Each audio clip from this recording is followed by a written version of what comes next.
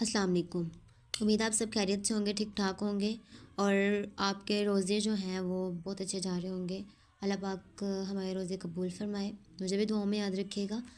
हमने कल किया था 2024 ऑटम का था पास्ट पेपर जो किया था हमने वो हमारा कंप्लीट हो गया अल्हम्दुलिल्लाह। स्प्रिंग जो 2024 का किया था हमने पास्ट पेपर, कोड हमारे पास था 9417 का।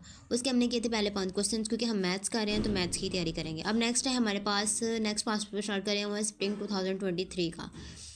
अब उसका क्वेश्चन नंबर 1 उन्होंने हमें दिया हुआ है। क्वेश्चन समझेंगे तो क्वेश्चन सॉल्व होगा, वरना नहीं। क्वेश्चन क्या दिया हुआ है, the price of wheat flour is ₹60। यानी पहला क्या दे दिया हुआ है हमें, द प्राइस दी हुई है किसकी, व्हीट फ्लावर्स की, यानी एक्चुअल प्राइस दे दी है पर किलोग्राम। और आगे उन्होंने कहा if the government announce an increase of 10%। क्या कह रहा है कि अगर जो गवर्नमेंट है वो इंक्रीज़ कर दे, कि अनाउंस कर दे कि ये क्या हो गई है, इनकी वैल्यू क्या हो गई है, इंक्रीज़ हो गई है। तो जो इंक्रीज़ वैल्यू होती है हम उसको निकालते कैसे हैं, पहले वो देखते हैं। जो परसेंटेज होती है, परसेंटेज को पहले ये सोच लें कि परसेंटेज को जो ख़त्म करते हैं वो हम लोग ख़त्म करते हैं 100 पे डिवाइड करके। और जो इंक्रीज़ वैल्यू है वो हमें किस तरह से निकालनी है, वो हम करेंगे इंक्रीज़ वैल्यू को एक्चुअल प्राइस के साथ मल्टीप्लाई करके। यानी इंक्रीज़ वैल्यू को एक्चुअल वैल्यू के साथ मल्टीप्लाई करेंगे तो हमारे पास जो न्यू प्राइस है वो फिर हमारे पास आएगी। ठीक है, तो हम इस क्वेश्चन को सॉल्व करते हैं। पहले हमारे पास गिवन डैट हमें दिया क्या हुआ है, गिवन डैट दिया हुआ है एक्चुअल प्राइस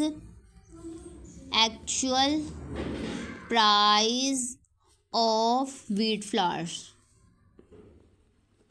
पहले हम लिखेंगे actual price of wheat flour, यही है ना, the price of wheat flour is ₹60। तो उन्होंने क्या पहले क्या दी हुई है, एक्चुअल प्राइस। तो एक्चुअल प्राइस हमारे पास क्या है, 60।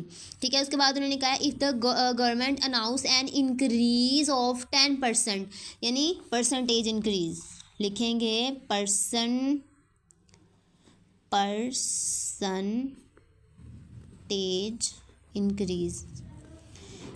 परसेंटेज इंक्रीज़ आ गई हमारे पास। वो कितनी दी हुई है, उन्होंने 10% दी हुई है। और हमने फाइंड क्या करना है, what will be the new price of wheat flowers. तो हमने क्या फाइंड करना है, न्यू प्राइस हमने फाइंड करनी है, तो वो हम क्वेश्चन मार्क। अब हम बढ़ते हैं इसके सोल्यूशन की तरफ। ये हमारे पास था गिवन डैट। जब आपने गिवन डैट लिख लिया तो फिर आप लोगों को ये कि क्वेश्चन की समझ आ गई है। पहले देख लेना दिया क्या हुआ है, the price of wheat flowers is 60, यानी एक्चुअल प्राइस दी हुई है कितनी, व्हीट फ्लावर्स की कितनी दी हुई है, 60। तो हमने लिख लिया actual price. If the government announce an increase of 10%, उन्होंने कहा कि अगर गवर्नमेंट जो है वो अनाउंस कर दे कि इसकी जो वैल्यू है वो क्या हो गई, इंक्रीज़ हो गई, कितने परसेंट, 10%, हमने वो लिख ली। उसके बाद उन्होंने कहा what will be the new price of wheat flour, new price हमने फाइंड कर दिया। अब हम बढ़ते हैं इसको सोल्यूशन की तरफ। तो पहले हम इसका निकालेंगे इंक्रीज़, यानी पहले हम इस परसेंटेज को सॉल्व करेंगे। तो हम पहले लिखेंगे इंक्रीज़, यानी इंक्रीज़ जो वैल्यू है पहले हम उसको सॉल्व करेंगे। इंक्रीज़ को सॉल्व कैसे करते हैं, जो हमें वैल्यू दी होती है उसको एक्चुअल प्राइस के साथ मल्टीप्लाई कर देते हैं, यानी 10% ऑफ एक्चुअल प्राइस, ये हम लिखेंगे। मैंने बताया परसेंटेज कैसे ख़त्म करते हैं, परसेंटेज ख़त्म करते हैं और नीचे लिख के 100 लिख के और मल्टीप्लाई कर देंगे एक्चुअल प्राइस क्या दी हुई है हमें, 60 दी हुई है। तो हम 60 के साथ इसको मल्टीप्लाई करेंगे तो हमारे पास देखें ये वाला 10 ये वाले 0 से कैंसिल हो गया, ये वाला 10 ये वाले 0 से कैंसिल हो गया। तो ये हमारे पास आ गया 6। ये हमारे पास इंक्रीज़ वैल्यू आई है कि गवर्नमेंट ने अगर इंक्रीज़ की है 10%, तो हमारे पास कितनी वैल्यू ज़्यादा हुई, 6% हमारे पास ज़्यादा हुई। तो अब हम न्यू प्राइस निकालते हैं। न्यू प्राइस हम किस तरह से अब निकालेंगे, न्यू प्राइस निकालेंगे इंक्रीज जो वैल्यू हुई है उसको एक्चुअल प्राइस में ऐड करके हमारे पास क्या आ जाएगी, अब न्यू प्राइस आ जाएगी। तो यहाँ पे हम लिखेंगे अब देयरफॉर तो new price is equal to, new price क्या था, 60 को 6 में ऐड करेंगे तो हमारे पास ये आ गई न्यू प्राइस आ गई। अगेन समझ ले क्वेश्चन को कि हमने क्वेश्चन को सॉल्व कैसे किया है। इंक्रीज़ यानी उन्होंने कहा था कि इफ़ द गवर्नमेंट अनाउंस कर दे, गवर्नमेंट क्या इंक्रीज़ कर रही है वैल्यू को कितने परसेंट, 10%। पहले हम देखेंगे कि 10% इंक्रीज़ करे तो कितनी जो प्राइस है वो ज़्यादा होती है, पहले हम ये देखेंगे। ठीक है, तो पहले हमने उसको सॉल्व किया। पहले परसेंटेज को सॉल्व करने का आसान तरीका मैंने बताया कि क्या 100 पे डिवाइड करना है और जो इंक्रीज़ वैल्यू हुई है कितने परसेंट गवर्नमेंट है उसने अनाउंस किया, तो वो कितनी टोटल प्राइस बनती है हमारे पास, उसको हमने मल्टीप्लाई कर कर दिया एक्चुअल प्राइस के साथ, तो हमारे पास क्या आया 6 आया। तो यानी हमारे पास फिर उसके बाद देयरफॉर न्यू प्राइस निकालते किस तरह है, जो हमारे पास इंक्रीज वैल्यू आई है उसको एक्चुअल प्राइस में ऐड करके हमारे पास न्यू प्राइस आ जाएगी। इस क्वेश्चन की उम्मीद है मुझे कि आप लोगों को समझ आ गई होगी। अगर समझ आ गई है तो ठीक है, अगर नहीं समझ आई तो जो कमेंट सेक्शन है वो ऑन होता है, आप कोई भी क्वेश्चन हो वो पूछ सकते हैं।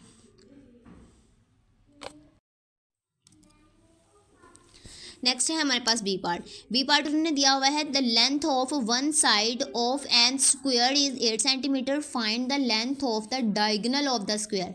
क्या कहा उन्होंने, the length of one side of a square. पहले हमें पता होना चाहिए कि स्क्वायर होती क्या है हमारे पास, ये होती है हमारे पास 4 कोनों वाली स्क्वायर, ये हमारे पास है स्क्वायर। उसने क्या कहा है कि the length of one side कितनी स्क्वायर कितनी है 8 सेंटीमीटर, यानी पहले हम लिख लेते हैं ABCD और ये हमारे पास आ जाएगी, ये होता है हमारे पास डायगोनल, ये डायगोनल हो गया, ठीक है। एक उन्होंने दे दी हुई है 8 सेंटीमीटर, तो मीन्स इसका ये है कि जो डायगोनल जब आ जाता है स्क्वायर तो इसका मतलब ये है कि इसके चारों साइड्स क्या हैं, इक्वल हैं। तो मतलब ये भी हमारे पास 8 सेंटीमीटर है, ये भी हमारे पास 8 सेंटीमीटर है, ये भी हमारे पास 8 सेंटीमीटर है। ये हमारे पास होती है एक, उन्होंने क्वेश्चन किया हुआ है the length of one side of square is क्या 8 सेंटीमीटर। अब हम अपने क्वेश्चन की तरफ बढ़ते हैं, लिखते हैं गिवन डैट उन्होंने हमें दिया क्या हुआ है, यानी हमारे पास जो AB है वो कितना है 8 सेंटीमीटर, AB 8 सेंटीमीटर, और जो है हमारे पास BC वो भी हमारे पास कितना दिया हुआ है 8 centimetre, BC is equal to 8 centimetre. ये हमारे पास दो जो हैं वो दो मसले से बन गई हैं, एक ये। अच्छा, तो हम एक वाले को सॉल्व कर लेते हैं। एक AB कितना दिया हुआ है 8 सेंटीमीटर, एक AB दिया हुआ है, और हमारे पास क्या रह गया, हमने फाइंड क्या करना है, AC फाइंड करना है। तो यहाँ लिख लेंगे हम AC हमने क्या करना है, ये हमने फाइंड करना है। तो इस पर हम लगाएंगे पाइथागोरस का फॉर्मूला, लिखेंगे बाय पाइथागोरस थ्योरम आप लोगों को आता होगा। पाइथागोरस थ्योरम क्या होता है, हाइपोटेन्यूज का square is equal to base का स्क्वायर प्लस एल्टीट्यूड का स्क्वायर, ये हमारे पास फॉर्मूला होता है। तो इसके अंदर हमारे पास जो हाइपोटेन्यूज था वो हमारे पास ये है, तो मतलब हमने AC फाइंड करना है, तो AC इस साइड पे आ जाएगा, यानी AC का स्क्वायर, B स्क्वायर हमारे पास, यानी बेस हमारे पास क्या है, ये रही बेस, तो वो कितनी है AB हमारे पास ये है, और बाकी रह गया एल्टीट्यूड, तो वो हमारे पास है BC का स्क्वायर। तो हम इसको सॉल्व करते हैं, स्क्वायर 8 यानी AB ये क्या है हमारे पास 8 का स्क्वायर प्लस BC भी क्या है 8 का स्क्वायर। तो 8 का स्क्वायर क्या होता है 64 प्लस 64 AC स्क्वायर। तो 64 को 64 में ऐड किया तो हमारे पास आया 128 AC का स्क्वायर। अब हमने स्क्वायर ख़त्म करना है तो लिखेंगे taking square root taking square root लेते हैं ऑन बोथ साइड्स में लेना है, ऑन बोथ साइड्स। तो बोथ साइड्स में हम टेकिंग स्क्वायर रूट ले लेते हैं 128 का स्क्वायर। तो स्क्वायर होता है 1 रूट से कैंसिल हो जाता है, 128 का जो हमारे पास स्क्वायर आया, यानी AC इज इक्वल टू हमारे पास क्या आया 128 का जब हम वो लेंगे अंडर रूट तो वो हमारे पास आता है 11.314 सेंटीमीटर। तो ये हमारे पास आया। अगेन क्वेश्चन को समझ लें, क्वेश्चन दिया क्या हुआ है the length of one side. अगर वन साइड कितनी है 8 सेंटीमीटर स्क्वायर की, तो मतलब चारों साइड जो हमारे पास स्क्वायर की होती हैं वो इक्वल होती हैं, तो मतलब चारों साइड हमारे पास इक्वल आ गई। उसने कहा है कि डायगोनल ऑफ द स्क्वायर, यानी हमारे पास ये ये होती है डायगोनल स्क्वायर, ये होता है हमारे पास, ठीक है। अब हमने फाइंड क्या करना है लेंथ ऑफ डायगोनल स्क्वायर, यानी हमारे पास AC हमने फाइंड करना है। तो हमारे पास AB भी दिया हुआ है, BC भी दिया हुआ है, AC फाइंड करना है। तो पाइथागोरस थ्योरम जो आप लोगों को आता है हाइपोटेन्यूज का स्क्वायर, बेस का स्क्वायर प्लस एल्टीट्यूड का स्क्वायर, इनका हम स्क्वायर लेंगे 8 का स्क्वायर 64, फिर इनको हमने ऐड किया तो हमारे पास ये आया, इस तरह स्क्वायर लिया तो हमारे पास ये आया। उम्मीद है आप लोगों को इस क्वेश्चन की समझ आ गई होगी। अगर समझ आई है तो वीडियो को like share and subscribe channel को लाजमी कर दीजिएगा। अब हम कल नेक्स्ट करेंगे क्वेश्चन नंबर 2। उम्मीद है आप लोगों को इन क्वेश्चन की समझ आ गई होगी। अल्लाह के फ़ज़ल-ओ-मान में रहें, खुश रहें, सलामत रहें, आबाद रहें। अल्लाह हाफिज़।